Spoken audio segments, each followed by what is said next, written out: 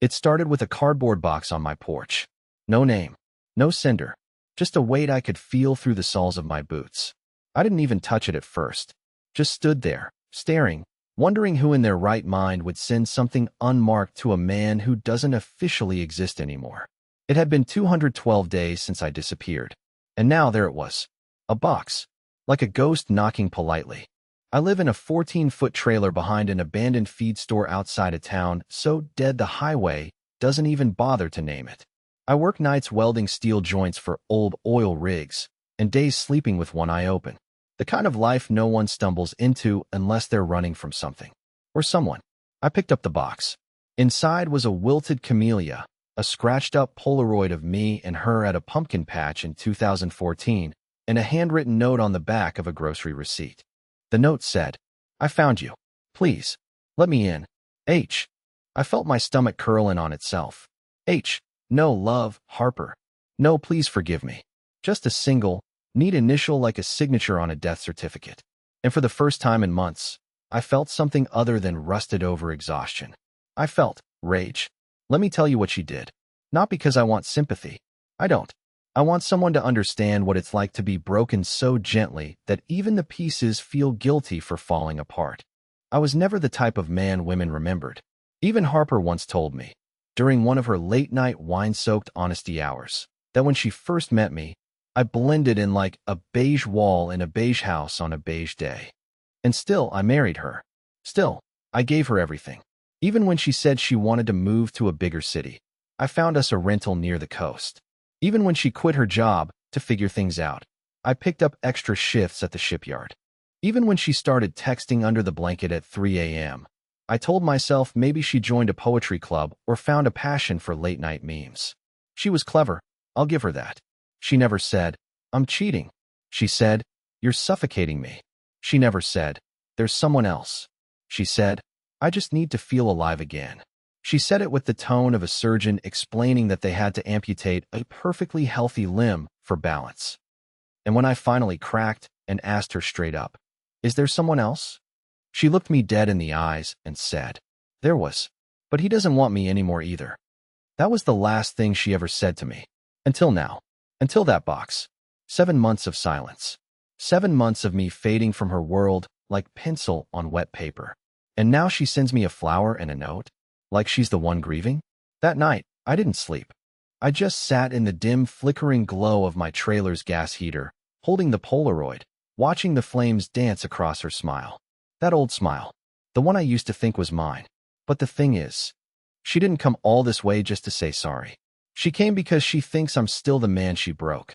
The man who would cry and forgive and welcome her in. She has no idea who she left behind. And when she knocks, and she will, I'll be waiting. To give her what she deserves. I didn't answer the knock. I stood in my kitchen, holding that damn grocery receipt in one hand and the Polaroid in the other. The heater rattled behind me like it was coughing up secrets. I don't even know how long I stood there. Might have been minutes, might have been hours. I just stared at the door like it might burn a hole through itself and reveal her. I knew it was her. You don't forget the sound of someone who once whispered your name like a promise, then turned your entire life into a slow-motion car crash. The knock came again. This time softer. More deliberate. She was testing me. Testing if I'd run again. If I'd react. But I'd spent 7 months becoming a different man. One who doesn't lunge. One who waits. She didn't knock a third time. Eventually, her footsteps faded. I didn't follow. I didn't peek out the blinds. Instead, I poured myself a mug of lukewarm instant coffee, sat down on the floor, and replayed it all in my mind. The unraveling. Every lie she ever sold me disguised as patience. Every excuse I swallowed thinking I was noble for giving her space. You know what the worst part is? I was relieved when I found out she cheated. That's how tired I was of begging someone to love me like they used to. That was the true betrayal. Not the affair itself, but how much sense it made. It felt like an answer to a question I didn't know I'd been asking for years. But even after I left, there were nights I'd wake up thinking I heard her voice. Not calling out to me, just existing. Like an echo my brain couldn't turn off. Sometimes I'd dream about that old bathroom cabinet in our place. The one she never let me clean. Said it was organized chaos. One night I dreamed I opened it, and it was empty. Just cobwebs and a note that said, "Sorry I made you small." I never told anyone that dream. Until now. Back to the present. The package on my porch wasn't the only thing Harper sent. The next morning, I woke up to find my old flip phone, the burner I used when I first disappeared, lit up with an unknown number. No name, just a voicemail. I never gave that number to anyone. Never. But she had it. Her voice on the recording was hoarse. Shaky. Not like tears, more like someone who hadn't spoken out loud in a while. She said, "I know I don't deserve to find you, but I need to say one thing to your face. Just one." I didn't delete the voicemail. I didn't respond either. I stared at the wall for an hour. Then I walked to the trailer park manager's office and asked if anyone matching her description had come around asking questions. He said, "You mean the woman in the red coat? She was here yesterday. Sat on the bench outside your place for 4 hours. Didn't say a word. Just waited." I didn't even know she still had that coat. I bought it for her one Christmas because she said red was too loud for her. I said maybe it's time she stopped hiding. Funny how that worked out. That night, I left the trailer. I drove 5 miles out and parked by an old fishing dock, watched the lake until the sky bled purple. That's when I made up my mind. If she came back again, I'd open the door, but not to forgive. To return something she thought I'd lost, the power to end things on my terms. She returned 2 days later. I knew she would, but what I didn't expect was that she wouldn't come alone. It was just past 6 p.m. The sky was bleeding into dusk, all violet clouds and golden edges, and I was sitting at the edge of the trailer park's gravel lot, sipping gas station tea like it was fine bourbon. That's when I saw the car. A dusty blue Toyota, not hers. It pulled up slow, cautious, like whoever was behind the wheel wasn't sure if they were welcome. I knew that drive. I knew that doubt. And then the passenger door opened, and out stepped Harper. But she wasn't alone. The man who got out of the driver's seat was tall, built like he'd never skipped a gym day in his life. Button-down shirt, shiny belt buckle. His jaw was too sharp, his watch too expensive. He didn't look like someone lost. He looked like someone entitled. I didn't move. Just leaned back against the rusted hood of my truck and watched them walk toward my trailer like they owned time itself. Harper was carrying another box, this one smaller, like a shoebox wrapped in a scarf. The man had his hand on the small of her back. Gentle, possessive. I didn't feel rage. I felt disgust. Not for her. For me. For the part of me that still hoped maybe she'd show up crying, alone, barefoot in repentance. But no, Harper didn't cry. She never had to. She weaponized silence far more effectively than any tears. They didn't see me at first. The sun was setting behind me, casting my body into a shadow. I could have left. Slipped into the truck, driven off like I always did. But I didn't. I stood there, waiting. And when she finally looked up and saw me, she stopped walking mid-step. Her lips parted just a little, like the air betrayed her, and slipped out too fast. The man beside her tensed, like he wasn't expecting me to look like this. Unshaven. Dirty boots. A face like concrete. Harper said something to him I couldn't hear, and he nodded, then stayed behind while she walked up alone. When she stopped in front of me, I could smell her perfume. Same one. She always wore it when she wanted to feel powerful, subtle jasmine and burnt amber. She stood there, holding that box like it contained nuclear codes, and for a few seconds, neither of us said anything. Then, finally, she spoke. "I didn't bring him for drama," she said. "He just didn't want me coming alone. I think he thought you might hurt me." I almost laughed. I really did. "Hurt you?" I said. "Harper, if I wanted to hurt you, I would have stayed married to you." She flinched. And God help me, I enjoyed it. She held out the box. I didn't take it. "It's not an apology," she continued, eyes darting. "It's just things. Yours. Stuff I never threw away." I looked at the man by the car. He leaned against the driver's door, arms crossed, trying to act like he wasn't watching every move I made.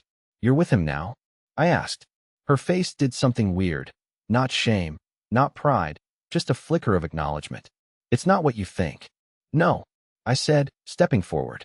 "Then tell me, Harper, what exactly do I think?" She didn't answer. She placed the box on the ground between us like it was a peace offering at a war summit, then stepped back.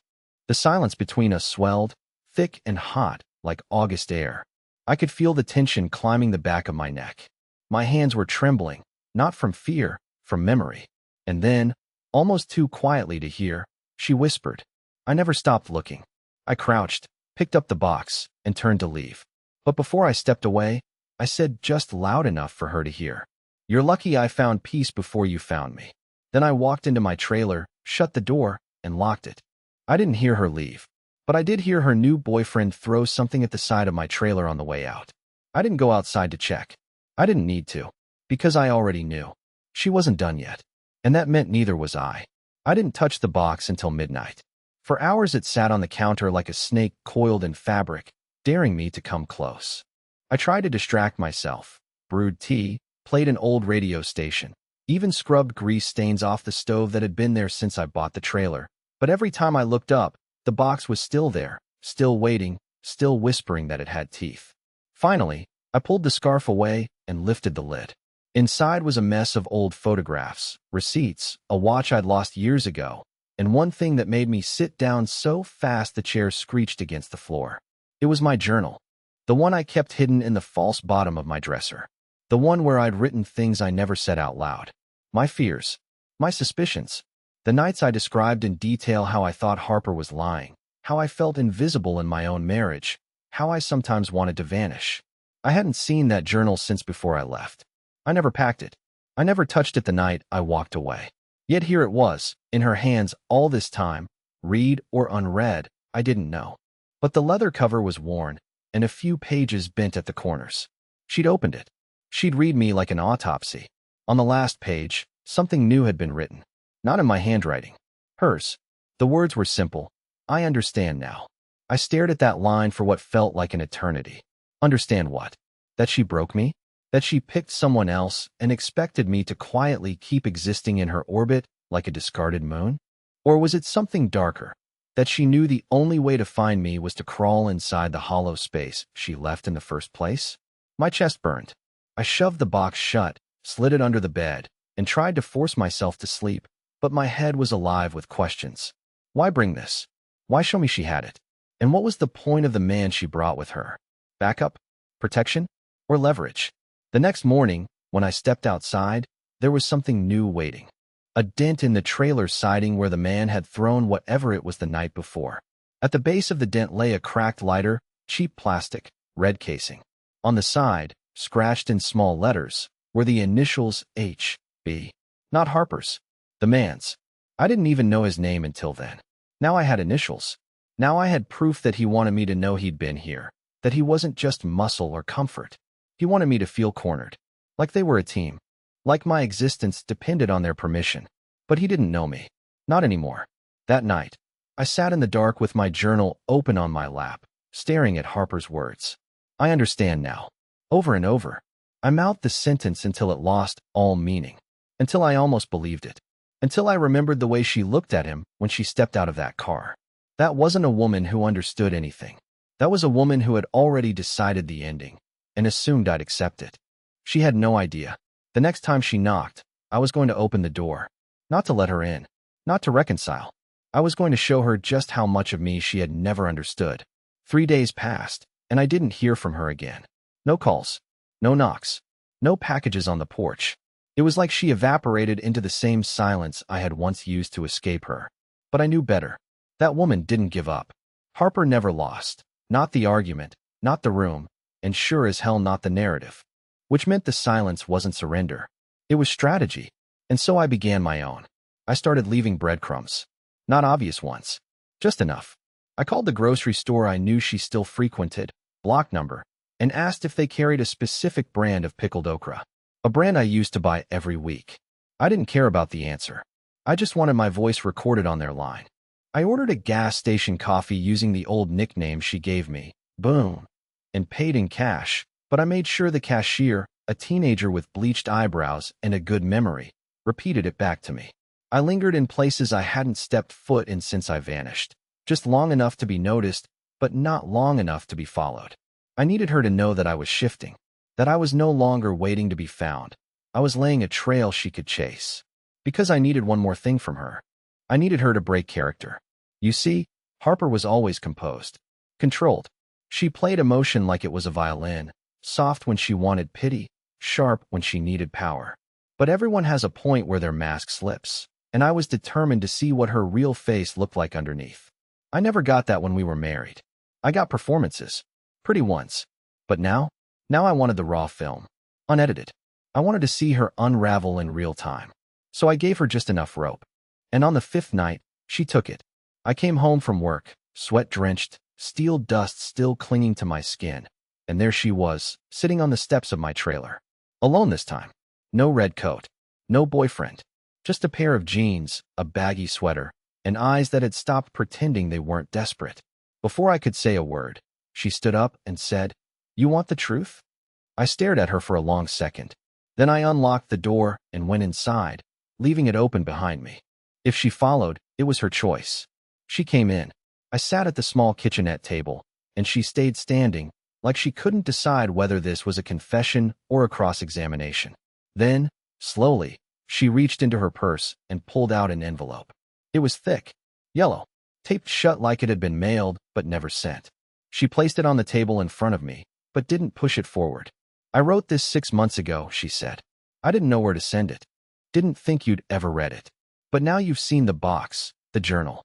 I figured maybe I don't need to say it out loud." I didn't touch the envelope. Instead, I asked, "Was it him?" She didn't pretend not to understand. "Yes," she said. "But it was more than him. It was what I let myself become. I didn't leave you because I stopped loving you. I left you inside the marriage long before he existed." I laughed, the kind of laugh that comes up from the ribs, bitter and ugly. "That's supposed to make me feel better?" "No," she said. "It's supposed to make you stop idealizing me. You keep acting like I destroyed some perfect thing.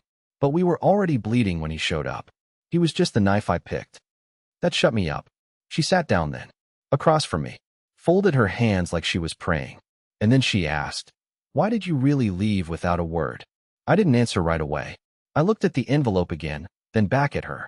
"And finally," I said, "because I wanted you to feel what it's like to live with questions that don't get answers." She didn't flinch, didn't cry, just nodded, like she'd been waiting for that. And then, very quietly, she said, "I'm pregnant." I felt everything in the room go still. Even the wind outside seemed to freeze. I looked at her, and she whispered, "It might be yours." I didn't respond. I just stared at her. The word pregnant kept echoing in my head like someone had dropped it into a deep canyon and it was bouncing off every wall inside me. She didn't follow up with details. She didn't cry or explain. She just let it hang there, thick in the air between us. And I hated how, for a second, just a second, I wanted it to be true. I wanted it to be mine. Not because I wanted her back, but because some part of me, the broken boy inside the man, still wanted something good to come from this whole burning wreck. Finally, I spoke. "You don't know if it's mine?" She shook her head slowly, but there was something calculated about her sorrow. It wasn't raw. It wasn't spontaneous. It felt like a line she had practiced and edited for effect. "I didn't plan for this," she whispered. "It just happened. After you left, I spiraled. I wasn't careful. I thought I hated you, but I didn't. I hated myself." "No," I said, standing up. "You don't get to dress this up as guilt now. You had the scissors in your hand before I even realized there was a string to cut." She stood too. "I'm not asking you to forgive me." "Then what are you asking me for, Harper?" She opened her mouth, closed it. Her eyes dropped to the envelope on the table. "Nothing," she said finally. "I just thought you should know." But she hadn't come here just to inform me. That wasn't Harper's way. She never gave away power without expecting leverage in return. That envelope wasn't a confession. It was bait, and I wasn't going to bite. "I'll take a paternity test if you want," she added, voice quieter now. "Do you even want to keep it?" I asked, before I could stop myself.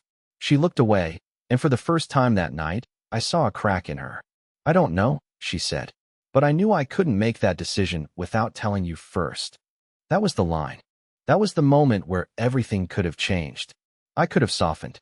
I could have offered comfort, taken her hand, said something kind and stupid and typical. But I didn't. I didn't feel kindness. I felt something colder. Something that made me realize how much of myself she had carved out without ever touching me. "You're trying to pull me back into your orbit," I said. "And I've spent 7 months teaching myself how to breathe without your gravity. That's not fair." "No," I said, stepping toward her. "What wasn't fair was you turning our marriage into a window without glass." I kept trying to see through it, hoping for clarity, and all I got were the shards. Her face changed then. It wasn't sadness. It was frustration, like she'd been waiting for the part where I melted, where I folded, and it hadn't come. So now the gloves were starting to itch. "You think I'm the only villain in this story?" she asked. "You were never really present. You were so busy being the good guy that you never noticed I was drowning." "You weren't drowning," I snapped. "You were swimming towards someone else while I stood on the dock, building you a life jacket." The silence that followed was brutal. And beautiful, because it was mine. Harper stared at me, and I could see the shift happening behind her eyes. The realization that I wasn't who I used to be. I wasn't going to rescue her. I wasn't going to ask to be saved. I wasn't going to take the envelope. I wasn't going to ask if the baby was mine. Not tonight. Maybe not ever. She picked up the envelope, put it back in her purse, then looked at me for a long moment. "I'm not going to beg," she said. "Good," I replied. "You'd be bad at it." She turned and walked to the door, paused before opening it. Her voice was so soft I almost missed it. "I loved you once, Darrel." I didn't respond. I waited until she left. Waited until I heard her car start and roll off into the night. Waited until the sound disappeared into nothing. Then I sat back down at the table, opened my journal, and I wrote one sentence. She blinked first. I didn't sleep that night, but I didn't pace either. I just sat still in the armchair, watching shadows move across the ceiling, trying to understand why I didn't feel anything. No sadness, no panic, not even anger. I felt empty in the clearest, calmest way imaginable, like someone who's just finished bleeding and finally stopped expecting a heartbeat. That clarity brought focus. And with that focus, I began to revisit the conversation, not the words she spoke, but the ones she didn't mean to. She said, "I thought I hated you." She said, "I just thought you should know." She said, "I loved you once." All those phrases had something in common. Past tense, layered with present manipulation. And in between the cracks, something strange had slipped out that I hadn't caught until now. The timeline. Her story had a fracture. She claimed she didn't know who the father was, that it just happened after I left. But Harper had never been careless like that. She was methodical, strategic, the kind of person who triple-checks expiration dates and balances her checking account down to the penny. She didn't make mistakes, she made decisions. So if she was pregnant, and that was still an if in my book, she wanted me to believe it could be mine. Not because she hoped it was, but because she knew what that uncertainty would do to me.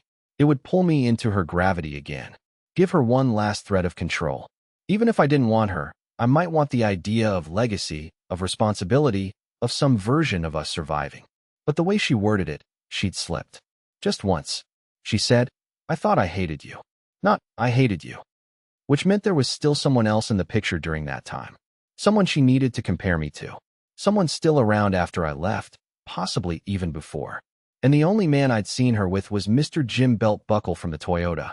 The one who threw a lighter at my trailer, like a child tossing rocks at a window he wasn't brave enough to break. I pulled the box back out from under the bed and opened it again. Same contents. Photos. Receipts. My journal. But something struck me differently now. One of the receipts, folded and worn, wasn't like the others. It was from a clinic. A small one, in a city 3 hours south. Date, 2 months ago. Services, consultation. Ultrasound. Patient not present for follow-up. My chest tightened. She hadn't been sure. Or worse, she had been, but didn't like the answer. So she came to me. Because a maybe father with a wounded heart is a more useful pawn than a confirmed ex-husband with nothing left to lose. The next morning, I made the drive. Small town. Quiet street. A medical building squeezed between a nail salon and a payday loan shack. I didn't go inside. I just waited in the truck across the street with the engine off and the window cracked. I wasn't sure what I was looking for. Maybe closure. Maybe confrontation. What I found was worse.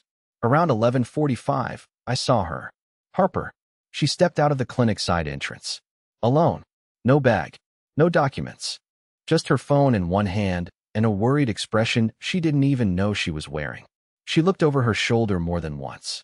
Nervous. Like she wasn't supposed to be there. Like someone was following her. And then, 5 minutes later, he appeared.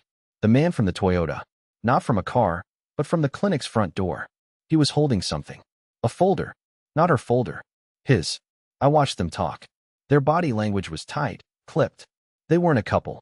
Not in that moment. They were conspirators. Arguing. And then he did something I didn't expect. He handed her the folder. She didn't want to take it, but he forced it into her hands. His lips moved fast, furious. Her shoulders slumped. She looked down, then finally nodded. They didn't hug. They didn't walk away together. They separated. She got in her car and drove off. He stood there, watching her leave like someone who had just surrendered something he'd been fighting to keep. I waited until he was gone. Then I wrote down the clinic's name, its hours, its phone number. Tomorrow, I'd go inside. I didn't want revenge. I wanted confirmation. And then, I'd give her what she really deserved. Not punishment. Truth. The kind she couldn't control, twist, or walk away from. The next day, I walked into the clinic just after it opened. The woman behind the desk was maybe 60, wearing a crocheted sweater and readers on a silver chain. She greeted me like I was a regular, not a ghost. I didn't need drama. I just needed facts. I gave her Harper's full name and told her I was her husband, that I believed there had been a paternity consultation, and that something had gone wrong. It wasn't a lie. Not really. Not emotionally. She blinked twice, then looked down at her screen. After a pause, she nodded slowly, then asked me to wait. 5 minutes later, a nurse came out and took me to a small side office. No windows. Faint scent of hand sanitizer and forgotten hope. She didn't offer me coffee or a tissue, just the truth. Harper had come in twice, both times alone. The man I'd seen, H.B., I now knew stood for Hollis Barrett, had been listed as her emergency contact. She had told the clinic she didn't want the father listed on any of the forms. She'd said she was unsure and that she was managing the situation privately. Then came the truth that knocked the breath from my lungs. There was no baby. Not anymore. The pregnancy had ended 5 weeks ago. Spontaneous miscarriage. Early. Unconfirmed father. No further appointments scheduled. The folder Hollis had given her? Discharge paperwork. I walked out into the parking lot with the wind screaming around me, and for the first time in months, I felt completely still. She had lied. Not entirely. There had been a pregnancy, but she had used it, twisted it into a narrative to pull me closer again, to make me hesitate, to keep me from burning the last bridge. Because without that thread, she had nothing left to tie me to her. And I suddenly realized, she wasn't the villain anymore. She was just empty, like a house everyone had moved out of but left the lights on, and I was done squatting in it. That night, I packed my trailer. Not in anger, in peace. I sold what I didn't need, gave the rest away. The journal? Burned it. The box of memories? Left it on the bench outside the clinic with a note. Yours now. I didn't need relics of who I used to be. That man was gone. Before I left town, I made one stop. Her house. I knocked. Just once. She opened the door, surprised but not shocked. You, she said. Yes, I replied. Me. She looked tired. Defeated in a way that didn't come from sadness, but from finally running out of places to hide. I handed her a small envelope. It had no words, just a picture, an old one she once framed of us at a county fair. Except now, on the back, I'd written the one truth I never got to say when it still would have mattered. I forgive you. Not because you deserve it, but because I do. She looked up at me, eyes glassy. Where will you go? She asked. Somewhere new, I said. Somewhere with no past to trip over. She nodded, and I walked away. No dramatic farewell. No lingering glances. No promise to keep in touch. Just peace. A clean page. And as I pulled onto the highway, window down, music playing low, the sun rising behind me like a second chance, I realized something. She had spent 7 months searching for the man she broke. But the one who answered the door was already whole.